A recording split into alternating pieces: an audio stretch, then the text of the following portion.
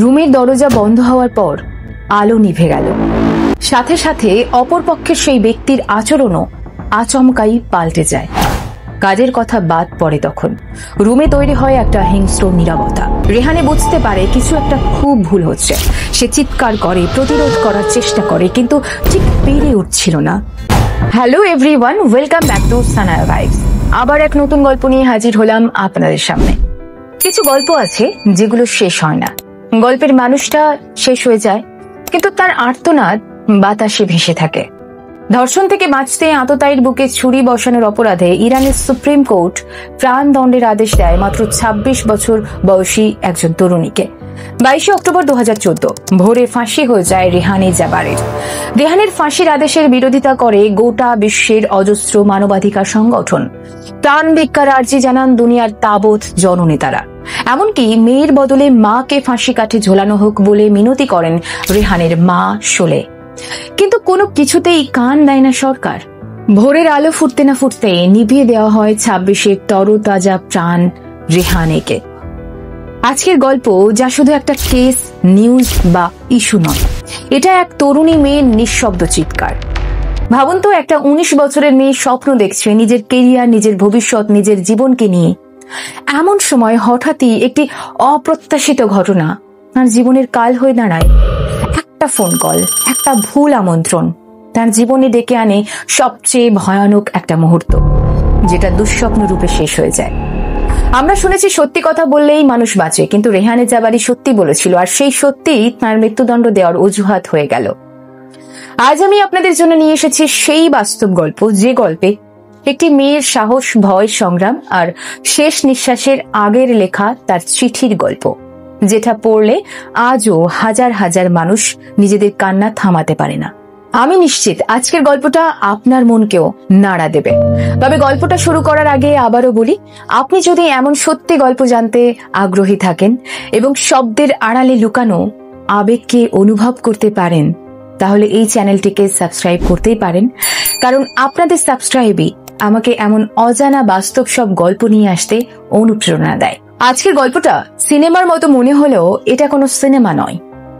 এটা এক বাস্তব নারী রেহানে জাবারির গল্প। ইরানের এক তরুণীর গল্প, যাকে বাঁচানোর জন্য ৭ বছর ধরে লড়েছে পুরো দুনিয়া। কিন্তু শেষমেশ তাঁর কণ্ঠটাকে চিরতরে স্তব্ধ করে দেওয়া হয়েছে একটা ফাঁসির আদেশে। ইরানের তেহরান শহরের ভিড়ভাড়া রাস্তায়, যেখানে সকালে রোদ এসে গলা ঘষে যায়, সেই শহরেই জন্মেছিল রেহানে। আর মা, বাবা আর ছোট বোনদের মাঝে বড় হয়েছিলেন সে। ছোটবেলা থেকেই রেহানের সৃষ্টিশীল মন। রং, ডিজাইন, আঁকা, কাঠি এসবেই তার আগ্রহ ছিল। একই সাথে পড়াশোনাও চলছিল। ২০০৭ সালে বিশ্ববিদ্যালয়ে কম্পিউটার সফটওয়্যার পড়ছিল। স্বপ্ন ছিল নিজের মতো একটা জীবনে দাঁড়াবার। কিন্তু সেই পরিষ্কার স্বপ্নবিহল জীবনটাই এক মুহূর্তেই ভেঙে পড়ল।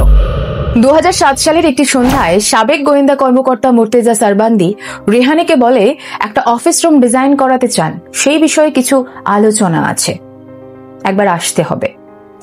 রেখে ঢেকে পোশাক পরা বিনয়ী রেহানে তখনও ভাবতেই পারেননি এর পেছনে অন্য কিছু আছে। পৌঁছালেন সেই কর্মকর্তার অফিসে। তারপর রেহানে দেখল রুমের দরজা বন্ধ হওয়ার পর আলো নিভে গেল। সাথে সাথে অপরপক্ষের সেই ব্যক্তির আচরণও আচমকাই পাল্টে যায়। কাজের কথা বাদ পড়ে তখন রুমে তৈরি হয় একটা হিংস্র নীরবতা, যে নীরবতা কোনো মেয়েরই পক্ষে সহ্য করা সম্ভব নয়। রেহানে বুঝতে পারে কিছু একটা খুব ভুল হচ্ছে। সে চিৎকার করে, প্রতিরোধ করার চেষ্টা করে, কিন্তু ঠিক পেরে উঠছিল না। ফলে ভয়ে, আতঙ্কে, অসহায় অবস্থায় হাতে যা পায় সেটাই ব্যবহার করে। একটা ছুরি, একটা মাত্র আঘাত, নিজের সম্মান, নিজের শরীর বাঁচানোর চেষ্টা। ব্যাস, সেই আঘাতই হয়ে ওঠে তাঁর জীবনের সবচাইতে বড় অপরাধ। অতঃপর রেহানেকে ধরে নিয়ে যাওয়া হয়। সেদিন রাতে তাঁর জীবনের দ্বিতীয় অধ্যায় শুরু হয়, যার নাম কারাগার। দীর্ঘ ২ মাস রেহানেকে একেবারে একা করে অন্ধকার সেলে রাখা হয়। কোনো আইনজীবী নেই, পরিবারের সঙ্গে দেখা নেই। মাত্র ১৯ বছরের একটি মেয়ে, যে নিজের দোষে নয়, শুধু নিজেকে বাঁচাতে গিয়ে, নিজের ইজ্জতকে রক্ষা করতে গিয়ে বিপদে পড়েছে। কিন্তু তার রাষ্ট্র তাকে বোঝেনি। রাষ্ট্র তাকে দেখলো একজন খুনি হিসাবে। ২০০৯ সালে বিচার হলো। অবশ্য সেটাকে বিচার বলা ঠিক হবে কিনা তা আজও অনেকের প্রশ্ন। কারণ রেহানের আত্মরক্ষার কথা আদালত বিশ্বাস করেনি। আত্মরক্ষার চেষ্টায় করা আঘাতকে ঠান্ডা মাথার খুন হিসাবে দেখানো হলো। রেহানে চিৎকার করে বলেছিল, আমি মাত্র একবার ছুরি মেরেছিলাম, আমি বাঁচার চেষ্টা করেছিলাম। কিন্তু তাতে ইরানের বিচার ব্যবস্থার কিছুই হলো না। অন্যদিকে এই খবর চারিদিকে ছড়িয়ে পড়তেই পুরো বিশ্ব বুঝতে পারল এই মেয়েটির গল্প সাধারণ কোনো খুনের কেস নয়। তারপর মানবাধিকার সংস্থা অ্যামনেস্টি ইন্টারন্যাশনাল, ইউএন, যুক্তরাষ্ট্র, ব্রিটেন সবাই আবেদন করল রেহানের শাস্তি মকুফ করার জন্য। সোশ্যাল মিডিয়ায় লাখ লাখ মানুষ সেভ রেহানে লিখলো, হ্যাশট্যাগ নামালো। কিন্তু সেই আবেদনগুলো ইরানের কারুকার্যময় ইটের দেওয়ালে ধাক্কা খেয়ে ফিরে এলো। কারণ ইরানের আইনে ভুক্তভোগীর পরিবার ক্ষমা করলে তবেই রেহানে বাঁচবে, আর সেই পরিবার সে কথা বলেনি। অবশেষে এলো সেই দিন, 2014 সালের 26শে অক্টোবর ভোরবেলা। জেলের ভেতর ঠান্ডা হাওয়া বইছে। রেহানে জানে এটাই তার জীবনের শেষ রাত। সেদিন তার মাকে ডাকতে দিয়েছিল কিনা সে কথা ইতিহাসে নেই, কিন্তু যা আছে তা হলো রেহানের মাকে লেখা সেই হৃদয়স্পর্শী চিঠি। রেহানের সেই মর্মস্পর্শী চিঠি গণমাধ্যমের হাতে তুলে দিয়েছিল মানবাধিকার সংগঠন ও শান্তিকামী গোষ্ঠীর সদস্যরা। সেই চিঠিটা পড়লে মনে হয় মাত্র 26 বছর বয়সী একটি মেয়ের লেখা নয়, মৃত্যুকে শান্তভাবে মেনে নেওয়া কোনো ঋষির কথা পড়ছি। রেহানে তার মাকে লিখেছিল তার মৃত্যুকে যেন অভিশাপ না ভাবতে, মা যেন কান্না না করে, আর তার কবরের কাছে যেন মা কালো কাপড় পরে না আসে, আর তার দেহের প্রতিটি অঙ্গ যেন দান করে অন্যের জীবন বাঁচানো হয়। আরো বলেছিল সে, মা, আমার মৃত্যুর জন্য শোক করো না, এই পৃথিবী আমাকে সুখে থাকতে দেয়নি, আমি নিশ্চয়ই ঈশ্বরের আদালতে বিচার পাবো, যেখানে সত্যিটা লুকানো যায় না। চিঠির শেষে তার একটাই অনুরোধ ছিল, মা, মৃত্যুর যাত্রা শুরু হওয়ার আগে আমি শুধু তোমাকে জড়িয়ে থাকতে চাই। একজন মেয়ের শেষ ইচ্ছা, যা কোনো আদালত, কোনো সরকার পূরণ করতে দেয়নি। ভোরের আলো তখনও ফোটেনি। কারাগারের মোটা দরজাটা যখন খোলা হলো, একটা শীতল নীরবতা নেমে এলো। 26 বছর বয়স একটি মেয়ের সমস্ত স্বপ্ন থেমে গেল একটি দড়ির মোচড়ে। দুনিয়ার লাখো মানুষের প্রার্থনা মুহূর্তেই থেমে গেল, চিৎকার থেমে গেল। কিন্তু রেহানের গল্প এখনো থামেনি।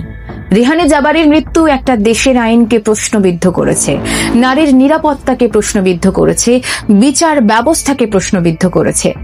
আজও হাজার হাজার মানুষ তার চিঠি পড়ে কেঁদে ওঠে, কারণ সে চিঠি কোনো হারানো মেয়ের বিলাপ নয়, বরং এক অত্যাচারিত সত্যের আর্তনাদ।